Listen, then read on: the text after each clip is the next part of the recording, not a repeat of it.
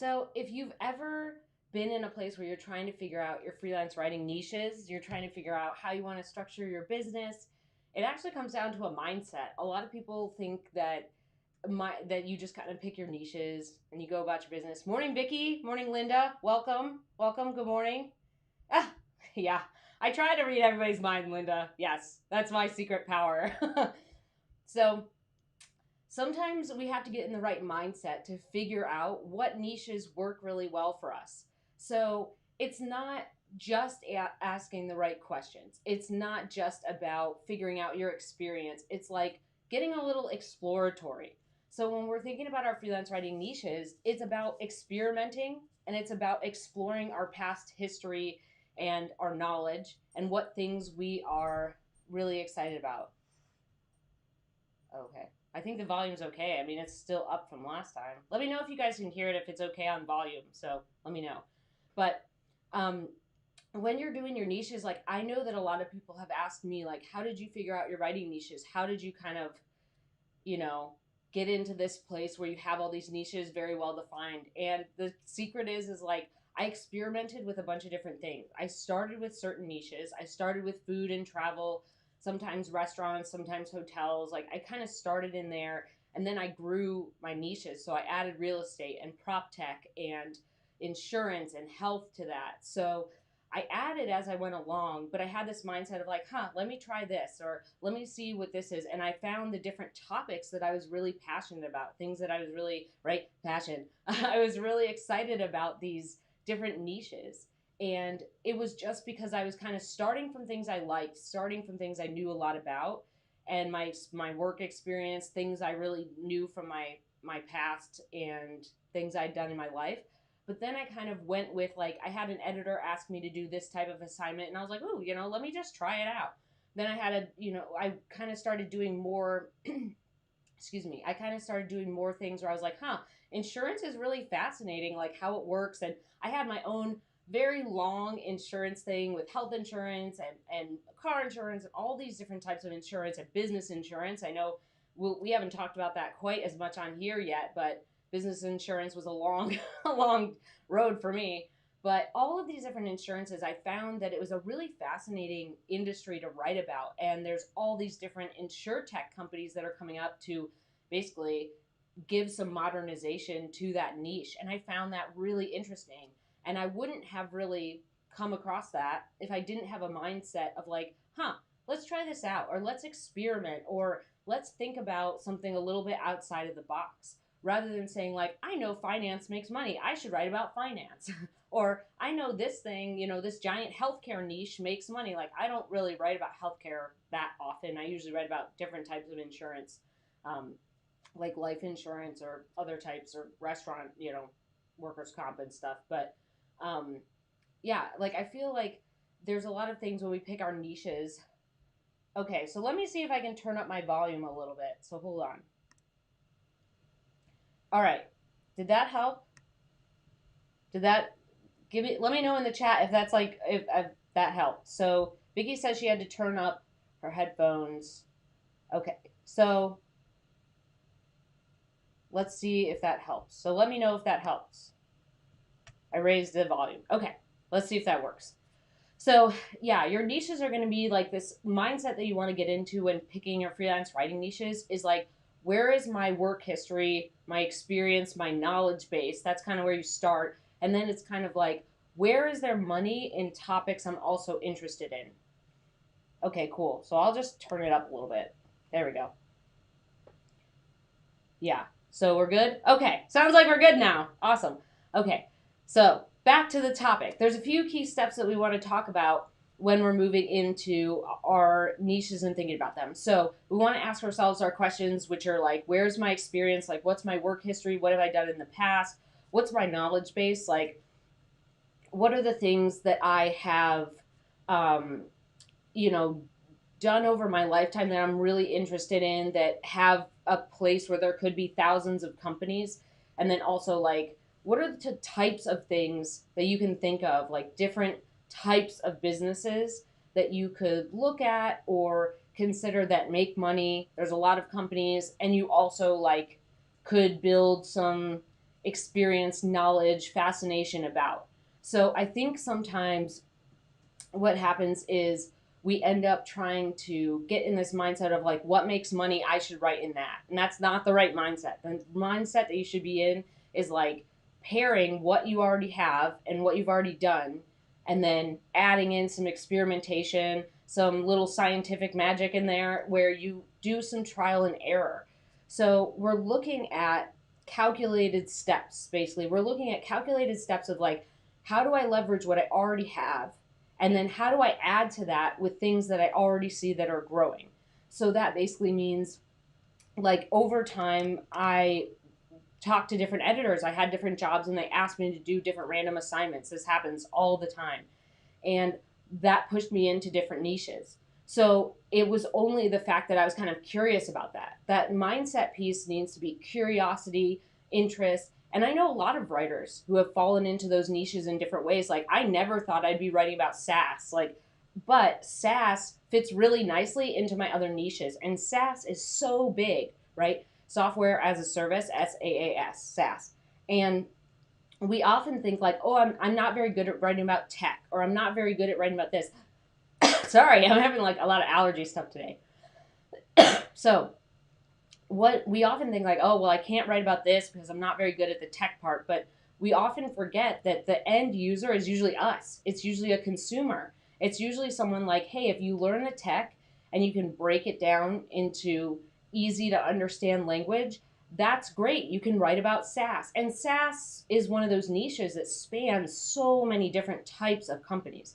So if you say you're a SaaS writer, man, you could write for hospitality tech, or you could write for prop tech, or you could write about accounting software, or you could write about cybersecurity. You could write about fintech. You could there's so many things that are classified as SaaS that then get trickled down into different little mini categories.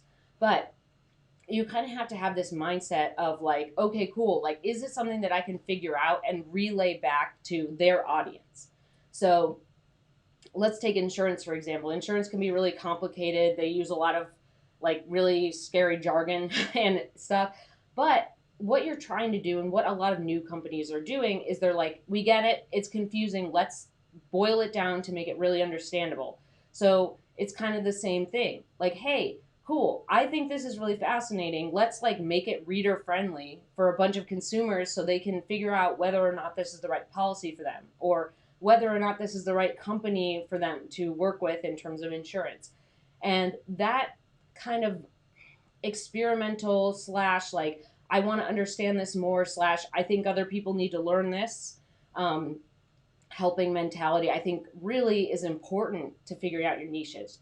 So yeah. Well, okay. Reading people's minds is not my superpower. I'm just going to say that. It was just, but I think it's funny that Vicky said that reading people's minds is not her superpower. Yeah. Yeah. Okay. So when you're picking out your niches, let's think about different things that you could do. And I think a lot of people, when they start freelance writing, they want to pick big, giant niches that they've just heard are really good to make money. So even if you don't have experience in finance, or even if you don't have experience in this thing, right, you're just picking it because it makes money. But what happens is freelance writers end up picking these niches and they either can't get any clients, they don't understand the industry, so they start writing about it and it's all jumbly and really just not great writing, or they end up getting into it and they're just like, oh, this is not a fit for me. Like they start doing work in there and they're just like, oh, this is not going to work. But then they have to restart. And that's a big problem. What we want to do, and of course we're going to restart in our business, right? Like we're going to sometimes pick niches that we're like, oh, that's not quite the right fit for me. But we don't want to start with the mindset or the premise that we're like, this makes money, I'm going to hop into it. We want to start with what will actually make us do it, right? It's kind of like marketing. It's, we want to get into a niche where we're actually going to spend that time. We're actually going to put in things where we will do the work. Like we are so excited about X topic or Y topic that we are going to market ourselves. We're going to dive in deep. We're going to have a ton of ideas to pitch to magazines. We're going to have a lot of ideas for businesses, right? And these are the kind of things we want to get to. But there's also the piece that's the cake and icing mindset, which I talked about in an earlier video, right? We have to have those cake niches, which are the ones that make money, The ones that have a lot more business, like when I say they make money, that means they have a ton of businesses who make between that 5 million to 50 million in revenue. And then you have your icing niches, which are like smaller ones, like little granular versions. So, like if you write about health, like maybe like your icing niche is women's health, or maybe if you write about fintech, maybe your icing niche is like Bitcoin, although that's kind of growing recently. But they're like little offsets of larger niches, and we kind of have to have this balance. So like our cake niches typically pay our bills. They're typically have a lot more prospects, so we can do more marketing there. And then our icing ones are like the fun topics that we have, right? They're like all the little bits and pieces that are like topics we are really passionate about and excited about, but they maybe don't have like hundreds of thousands of potential companies. Maybe they only have like 10,000, or maybe they only have like under 100,000 companies. So we have to balance that with our mindset too when we're picking out our niches. So that means we're still incorporating experience and knowledge and what we've done in our careers so far, but we're also adding in the idea of like, hey, we need to pick out businesses that make sense to us, that also make money, that we can have enough prospects, like enough companies we can reach out to in our marketing to get clients in the door and have those leads. And then kind of feed our soul sometimes with like these fun icing niches. Like a good example too is like if you do travel, an icing niche would be adventure travel. It's like much more narrowed down, or eco travel. It's much more narrowed down, but it's still fun. It's still within travel, but you're not going to find huge amounts of companies and publications like you would with travel. So all of these things need to be kind of in your mind as you're picking your niches. It's not just about the money. It's not just about figuring out like what other people do to make money. Because if that's part of your mindset, that you're just trying to do what other people are doing to make money, like, oh yeah, I'll be a writer, I'll just write about this thing that everyone's writing about, and it just doesn't work. Like too many writers I've seen get in there and they end up failing really hard, and they end up hating writing and quitting because they got into this thing because they thought like, oh well, everybody else seems to be doing it, it must work for me. And if I've learned anything from my business over the last 10 years or so, it's that you can't pretend to be somebody else. You can't end up basically trying to do what builds somebody else's business. You have to build your own business, which means pulling from that experience and knowledge, and pulling from what you're excited about, and pulling from the things that you feel like you want to learn more about, and like as you learn, you want to write more about them. Like those things are unique to you. If you try to go off and be like, my friend writes about cybersecurity, like I'm just going to go off and do that, like that's not going to work, because it might be boring to you, or you might hate it, or you might end up not having the experience or knowledge that they have to help relay that into you getting clients. It's a whole mess. You have to have this mindset of the business is yours, and you have to pick the things that work for you. It doesn't necessarily mean that everything you pick is going to work out, but it also means that you might pick something where you end up getting a niche that you never thought you'd be in. Like I ended up in real estate because I thought it was interesting, and also I had an editor who asked me to do some pieces on it, and I found it really fascinating, and that kind of opened the door to me write about real estate and prop tech and all these different tools, and it's really interesting to me. But I wouldn't have gotten there if I didn't have an interest already. My editor didn't ask me to try it out, and I wasn't like, let's try it out. Let's see how it works. Sometimes that's what happens. And there's a lot of different things that go into them that I think people forget about niches. Like my niche is what I tell people, right? Real estate, but real estate could be tech tools. It could be software. It could be SaaS. It could be prop tech. It could be mortgage companies. It could be banks. It could be anything that pertains to an industry that serves real estate agents, serves buyers and sellers, or serves any part of the home buying process. Like all of that is real estate. And that makes it a huge niche.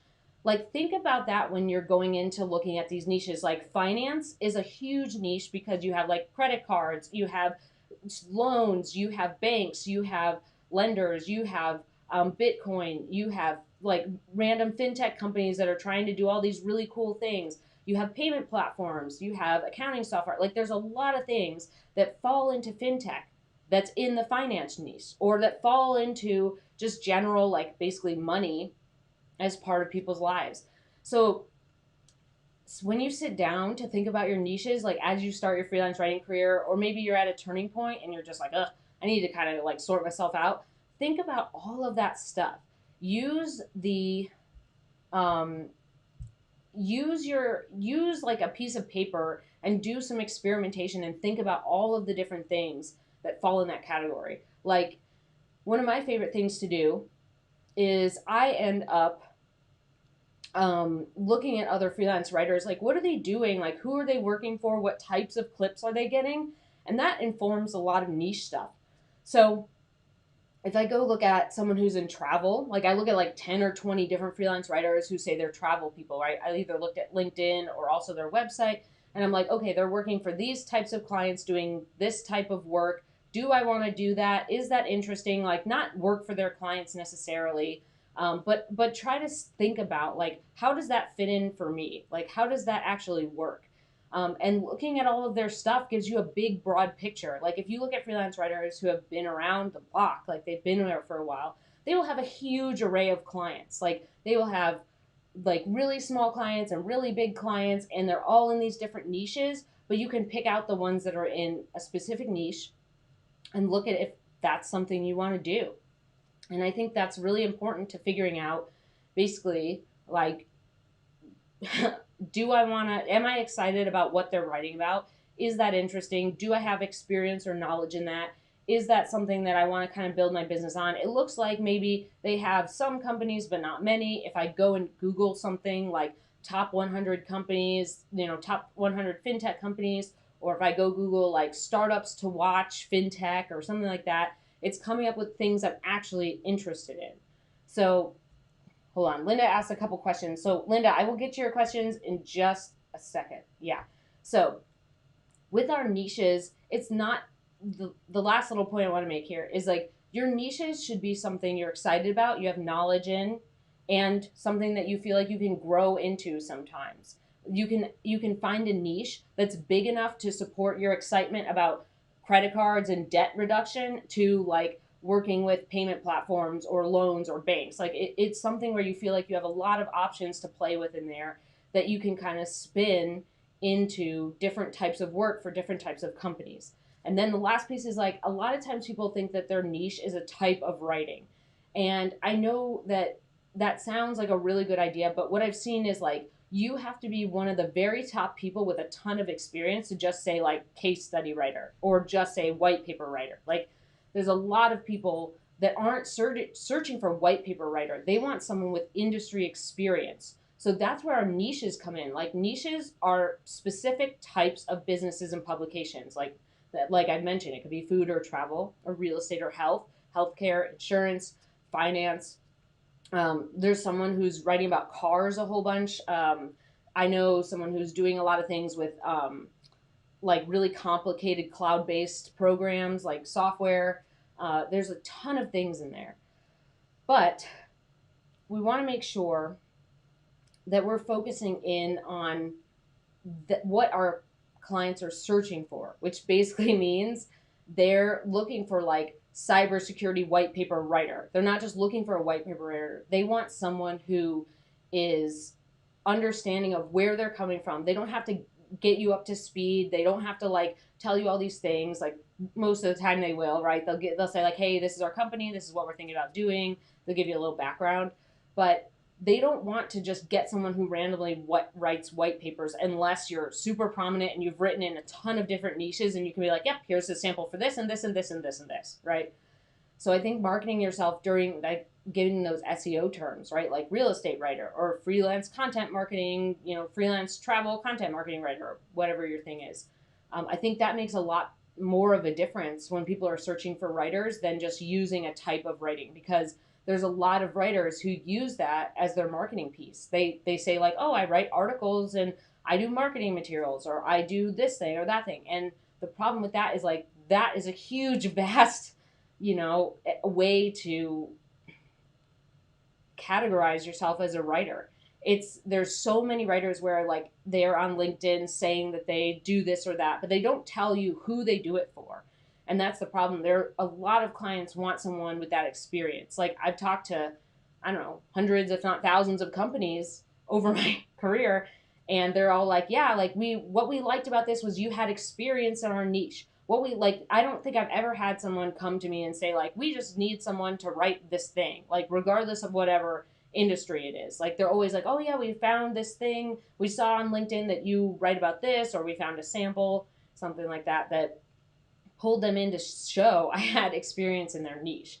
And I think that's really important. Okay, so let me get to questions, and then because I know we're kind of like almost there. So Linda says she has a history of a successful resume writer with career development and business profiles, but burned out on that, and I don't want to write resumes. Yeah. So Linda, you can do business writing. We can still do business writing, but that won't be your niche. Your niche would be the types of companies. So you would end up basically thinking about like who you want to do certain business things for. Like what types of writing do you want to do, and then what types of businesses need that, and then use like career development could be HR. Maybe you end up working for HR companies because you're like, I know exactly how you can find certain prospects. Like I've written resumes, I totally get it. Like I get your process. There's a lot of different things that you can think of in your experience that then relay to the writing work you've already done. So like career development, like you can Google that, and I'm sure there'll be like HR or other niches in there that you could think about that make sense for that type of writing and pivot from there. So the thing is like we need to think about types of businesses that then relay with our history, like relay with things that we've already done. So I hope that was helpful. And then Linda has this other question. She says, how should I think of pivoting that into my current writing? I get a lot of interest training. Yeah. So yeah, you could say like you help people with training employees. Like maybe you help people write training employee manuals, or you help HR professionals look for certain types of things on LinkedIn or certain types of things in resumes, or you write content for companies that are like specifically helping others hire employees, right? Like let's say like there's a lot of companies that are like helping people hire employees. Like that maybe that business doesn't have internal HR. Maybe they outsource it. So maybe you reach out to them and say like, hey, I have a ton of experience working with job seekers, and I, can relay that into this, this, and this. So I would think about pivoting in terms of skills that you have, experience you have, and knowledge, and I would write that down. And then I would think about types of companies that applies to, and go look those up. Like look up different freelance writers, look up different companies, look up like top 100, HR companies, or top, HR outsource companies, or something like that would make sense with the skills and experience you have. But what we want to do is build on the pieces that we already have in our business that make sense, and then we can kind of pivot and add things on as we go along. So I hope that was helpful. Okay, any other questions, you can pop them in the chat. If you feel like this has been helpful so far, make sure you give it a thumbs up. If you feel like you want to learn more about freelance writing, you can hit the subscribe button below. But if there's any more questions, you can pop them in the chat. But yeah, so what we want to do with our niches is like, we don't want to go in all kind of like willy-nilly and like just kind of pick stuff at random. We need to have a specific set of principles, which is our mindset, which means we're going in with our knowledge and experience. We're going in with things that we're excited about and interested in learning more about. And we're going in with, where's kind of like these types of businesses going? Like, what can I experiment with? Maybe what do I want to add on? What's an industry that's been popping up recently that I find really fascinating, that, the more I read about it, the more I want to get into that. And how can I relay my experience that I already have into that niche? So that's a question I end up answering a lot, is like how to pivot different niches, or basically how to get started in a new niche, or just like pick something in general. And a lot of times it's like positioning that experience in a way that makes sense to that client. So like if you have HR experience, right, or you've done resumes or stuff, what you want to do is like explain that in your marketing. So like maybe if you don't have clips, or maybe if you're trying to transition into different things, maybe you have a clip that crosses over, right? Maybe you have a clip that's like a little bit of HR and a little bit of food, or restaurant management with HR, or maybe you have something that's like HR for real estate brokers, or some sort of crossover piece that you can use to move into a new niche. So that's one way. And another way is just like explaining the skills and experience and understanding the pain points and the problems that those types of companies have. If there was someone who said that, there was like a quote that I read once. I forget who said it off the top of my head, but someone said like, if you can explain someone's pain points, they already think you have the solution.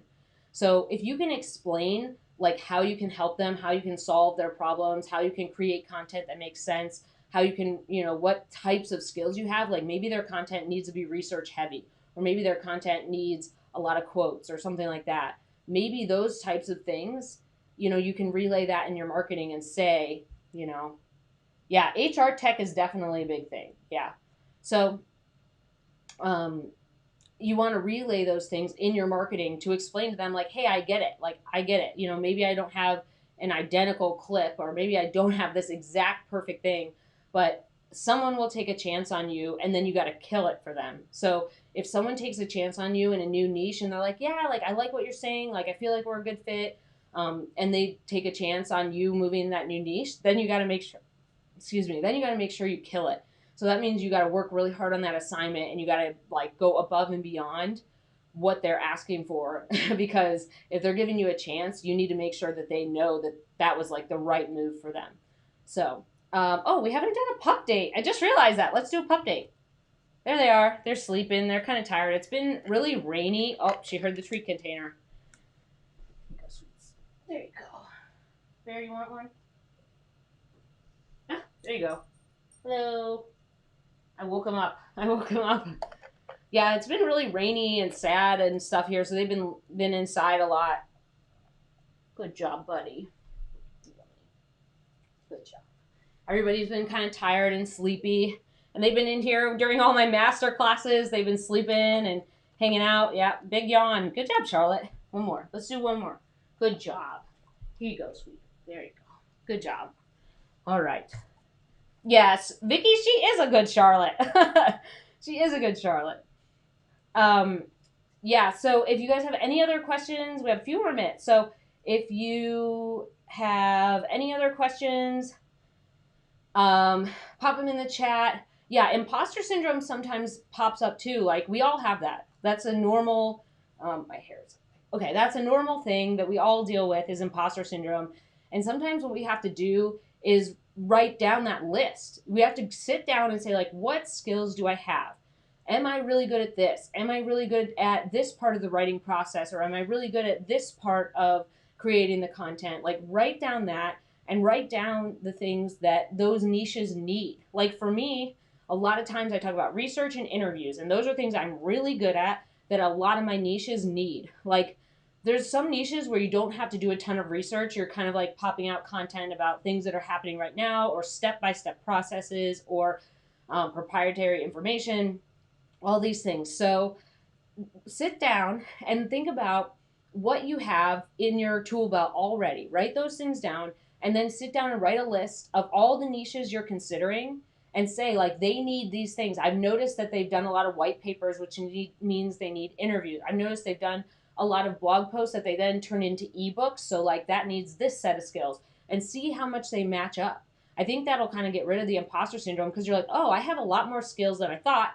And then you're like, oh, they need a lot of my skills. They need a lot of these things in content. And one of the things I always try to remind people is, like, not a lot of people can write well. Like, people often think that they're like, oh, because I wrote this one thing a long time ago, like I'm a writer, like, because I write all the time, right? People write emails, people write reports, but it doesn't mean they're engaging. It doesn't mean they grow subscribers. It doesn't mean they get clicks. It doesn't mean that content lives on for a long time as like a good, solid piece of content. It doesn't mean that they know how to break down complicated stuff and make it reader friendly. Like, not only break it down so that it's understandable, but make it so that people want to read it. There's a lot of different things that writers do that are really important, that a lot of people don't have those skills. It ends up being this thing where, like, we do so much typing in our lives that people just think they can write stuff, but then they come to you and they're like, I just need a writer. Like, I tried to do it and I couldn't, but I just need a writer. It's like, well, if you couldn't do it, you don't just need a writer. Like, you need a specific set of skills to write it well. So don't forget that. Don't forget as... yeah, it deleted your link because you put .com. You have to put in the thing and then put .com as words in there. Yeah. So think through that a little bit. Linda says, yeah, so let's add this as our last thing here. So she says her fear is that a client will ask for something she doesn't know how to do. Do I just dive in and hope I can learn it fast enough to write it?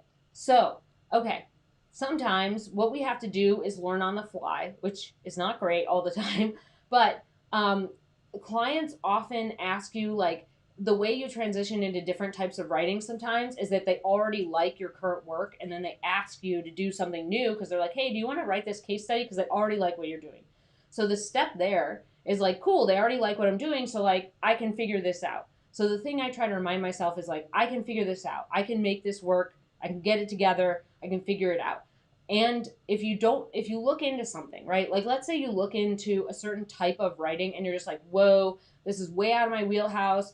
I have no idea. Like, you're reading like dozens of examples and it's still not making sense to you. Well, maybe that's just not a fit for you. And you go back to the client and you're like, hey, I would love to do these blog posts, but like, this isn't a fit for me, right? I've done that before where people ask me to do certain types of writing and I'm like, nope, like that is not my, like, sorry, that's not my thing. Like, I totally will do this part, but this is not my thing. So if you feel like you can talk to your client and you look through dozens of examples and it's something that you're like, oh, I get the format of a case study now, or oh, I get the format of a blog post, or I understand how content marketing works. Like, if you can figure it out before you say yes or no, whether or not you feel like you can do it, that's a good thing. And it's okay to say no. If it's okay to say no to your clients. It's okay to go in there and just say, like, you know what, this is not a fit for me. I'm happy to do this other work. And sometimes it takes a little bit of learning what that is, right? So we look at examples and we figure out, okay, this is what they want, right? We go into our client, we say, okay, can you send me some examples of the thing you want me to do? And if you look at them and you're like, whoa, no, this is not for me, don't push yourself to do something that you're like, whoa, this is not going to work.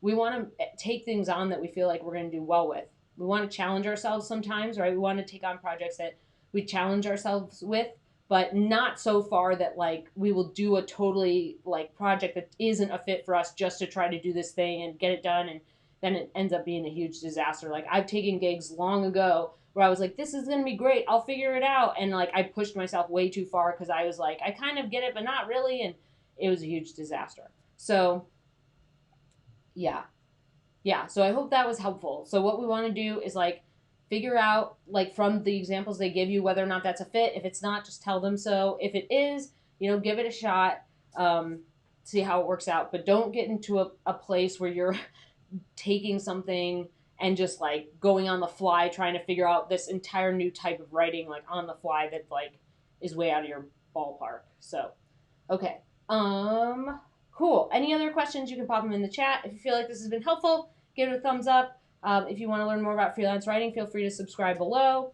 And any other things. So I hope that kind of helped with the mindset piece of figuring out your niches. It's a whole bunch of different things, but it's also being open-minded and figuring out kind of what you're excited about and what you're want to learn more about, but also incorporate experience and things that you already have, under your, in your tool belt.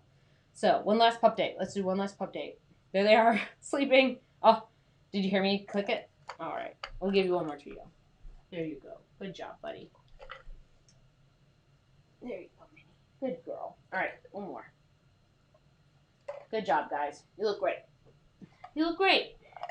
Charlotte, you look like a mermaid. All right. Well, I hope that was helpful. If you ever come up with questions, like, you can pop them below in the comments and I will get back to them. But I hope you guys have a great weekend. I hope it's way sunnier where you are than it is here, because it's been raining and sad a lot here. So hopefully the rain will leave soon. But hope you guys have a great weekend, and I will see you next Friday. Bye.